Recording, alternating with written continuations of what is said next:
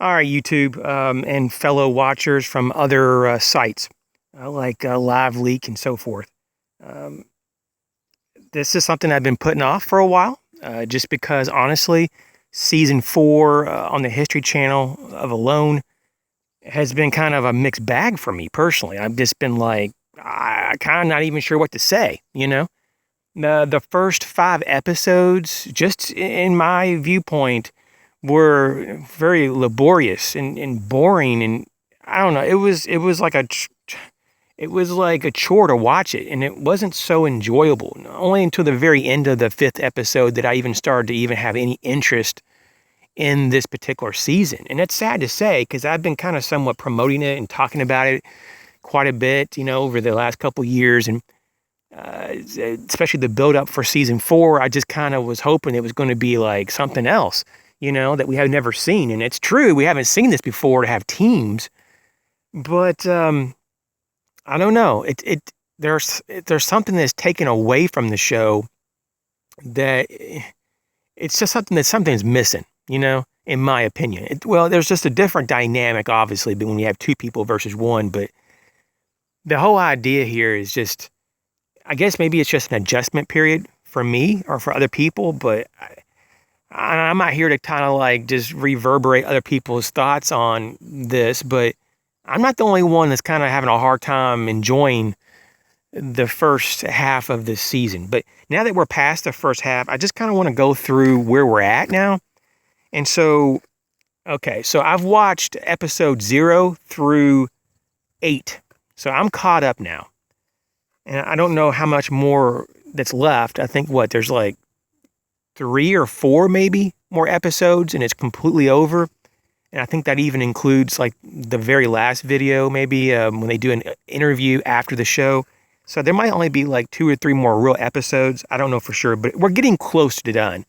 And out of the 7 teams of people, we're down to 3. And we're about 5.5 weeks into the show now. Episode 8 now. So 5.5 weeks in. And it took more than a week for the teams to travel, the ones that can make it, to get to reunite with their other team member, at camp, or they call it base camp or whatever. And that was kind of like, that was the part of the show that to me was just boring. And it was just kind of like, okay, when are you going to get there? I wish they could have just fast forward that and maybe made it into like, compressed that into like 1.5 episodes instead of doing like, 4 or 5 episodes of the travel. That to me is just, it's not really that easy to just sit there and watch that much of it. And you hear all the complaining and I probably would complain too if I had to go through that kind of environment. But I'm just saying, who wants to, on an entertainment level, who wants to really listen to that? So I wrote a lot of these notes down, so bear with me, please. So I'm looking at this and I'm saying, okay, to myself, what we have here is energy conservation versus constructing or building shelters and food procurement is kind of the higher order of magnitude of things that we need to do. And they're kind of like a push and pull. Should we conserve or should we expend energy and do things that may or may not prove successful? And throughout this show, you'll see that there's been a lot of failures. But of course, there's been some triumph too. If they didn't do the fishing at this time of the day and this and that, then they wouldn't have food. They could have thought to themselves, well, let's not fish today. Let's just conserve. And they would have made their wrong choice. So it's very difficult to say anything. In hindsight, you can say whatever, but, I think a lot of them just did the best they could. I think something we can take away from these first, even though it's episodes 0 through 8, so there's really 9 episodes already released, that ingenuity, skill sets, and tool selection, once again, tool selection is the overall primary indication, at least to me, of their initial vital capabilities to overcome and to maintain their ability to stay there on Vancouver Island. That's just what I kind of take away from this. I think we also have to look at the food procurement part in particular is probably the biggest concern for the participants because they're all starving right now. They're all really, really bad shape, in my opinion. Some of them are on the verge of being probably medically being asked. If not, they're going to be taken out of the show forcefully if they have to. So we got the fishing, and we also have versus like foraging or in combination, or we have crab traps versus boat building for the deployment of deeper crab, traps and or fishing further out in deeper water. That seems to be what's going on in this particular season. I don't see, at least I have never seen one of them build a trap yet. They may have done it and they just didn't show it yet. But I haven't seen any traps, like deadfall trap, any kind of traps to catch animals on land yet. So I thought that was interesting. So the lack of food. What's happening because of the lack of food? And what can we learn for that? Just general knowledge here about this. Well, in the context of the teams, there's more tension between the team members because lower blood sugar. And we're getting a lot of moodiness. Obviously, people are having lack of energy because not enough food. And the classic inabilities to think clearly. They had that fogged thinking. Also, even though they're trying to deny it, some people are denying it, you can feel like a tinge of fear or panic, despair, and negativity the further we get into the show. Especially when things don't work out, there's kind of a default to that. Most of the contestants, I think maybe possibly all of them by now, have around a 20% or more loss of their total body weight at this point, 5.5 weeks in. And a lot of them didn't have that much weight, in my opinion, even to lose. So I think a lot of them are on that vital, they're on that verge of being taken out medically. I'd say a lot of them are probably within a few days to a few weeks. It's really anyone's guess on who's going to win. And I'm not in the business to predict. And I have made some real loose, fun predictions in the past seasons. I'm not going to do that anymore. Just because I've got to know some of the past contestants personally, and they're all good people. And it's not helpful just to kind of pick people and, even though it was all good and everything, there was no ill will, obviously. If you know me, I'm not after pointing fingers at anybody and saying, oh, you're horrible and you're better. I'm not into that. But it was just like, it doesn't serve any purpose. And so anybody could get injured at this point, the 3 remaining groups here, the teams. And so there's no reason. I mean, you never know. Whoever wants to probably stick it out could probably do it unless they're getting pulled out for medical reasons. I mean, I do, in the very back of my mind, I do have one team out of the 3 that I think may have the best potential just on what's been shown so far in the videos up to this last one that they just released, episode 8. I mean, obviously there's one team, in my opinion, that's doing better, just at least a little bit better than the others. But of course, that could be also, just an opinion. So what about other lessons to learn from the History Channel's Alone Season 4? Injuries are a big problem. In real survival situations, it could be life-threatening. That you burn more calories than you think, and you replace them at a slower rate that you would even think that you could. There's a lot of people who think that getting calories in the wild is a pretty easy thing, or at least a manageable thing. But replacing them is more difficult than it appears to be. I really do believe that to be, a fact. And you can see that people don't lose that much that much weight or that much resources on their body is what I was going to say. If there was no cause, I mean, you can tell that a lot of these people are trying to procure calories, but what's happening is that they're spending or expending more calories than they can actually get in. And that's why you see group dynamics that they might have a little bit of tension because maybe one participant in the team has an idea that's conflicting with another member about how to get their needs met. And that's the next topic here is I had originally labeled as solo versus team, but let's just focus in on the team since that's what's so unique about this particular season.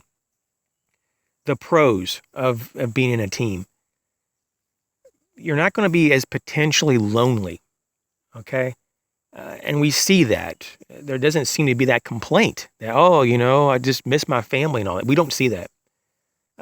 You also have more help with shelter and food gathering.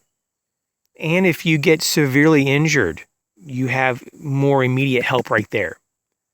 So you have more of a psychological comfort that there's at least someone there. But what about the cons?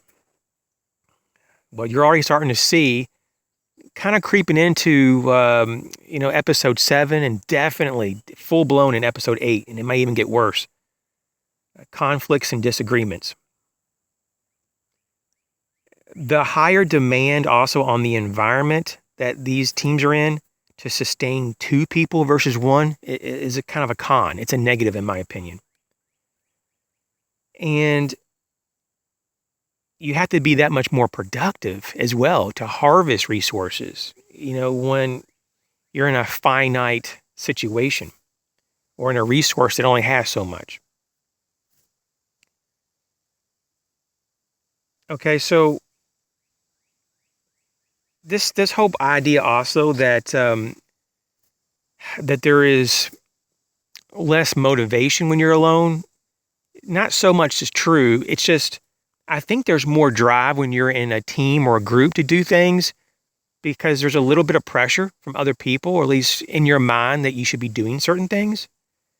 And there's also less time to conserve and to think as probably as deeply as you could because you have the distraction from the other person or other people if you're in a group.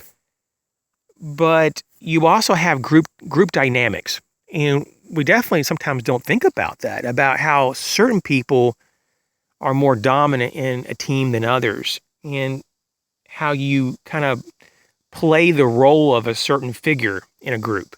So if you're a leader, you're going to probably expect other people to do things. And if you're not the leader, you probably have an expectation to yourself to listen closely and to follow, at least in some way, what the leader says. So it is kind of like at certain points, though, when do you stop listening to the leader? And I kind of see that in one particular group, not to name names, but I think we all know who it is, especially in episode 8. The conflict is getting worse. And what, in my opinion, started out as the leader having control. The leader is exhausted because he had to traverse like those 10 miles in hiking to get to base camp, and he's run out of gas. He run out of calories, really, and reserves, pretty much. And he's not able to do much more than just fish. And the other participant may not realize that the other person is really spent because he had to do a hike that he didn't have to do. And I think there's some problems here that people start to complain excessively, and they start to depress and anger. And if you know any type of psychology, especially control theory, this is just their own little way to try to regain a little more control in their situation. And that's something that also happens, that people don't know how to deal with situations constructively. So they'll criticize and they'll try to put other people down or label things as other people's faults to also regain control. And what really happens in real life is that they make things even more unstable. And we're seeing that with those 2 brothers. And I think you know who I'm talking about now. And so this is a major problem. So that particular team is in major jeopardy, not just because they are so starving. I mean, they're just dying. They're just starving.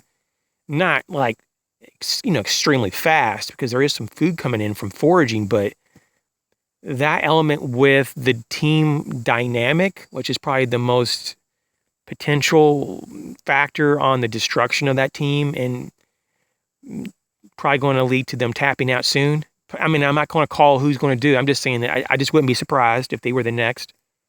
But, it's just one of those things is that we have to kind of take in group dynamics and how sometimes the group will splinter, given certain situations that there could be a rebellion against the leader or the person or people who you look up to. So I think that when you get pushed to that limit, that you're not barely even able to function, and you're probably within hours or even days from not even functioning anymore, like really true starvation, and you have severe health implications, which it's very scary, especially if you're going through it in real time, that people are going to act in really odd ways. And I just hope in the long term, after all this show is over, that there's no scarred relationships with each other, And we've already seen one group that has taken themselves out of the competition that were brothers, that they were kind of concerned maybe of the tension between them that was building and the implications of being away from their family. But I kind of think that they were just not comfortable about being hungry. That was one. And they were so used to being with family that it was just like traumatic. And then I think lastly that they were worried about their interpersonal relationships with each other.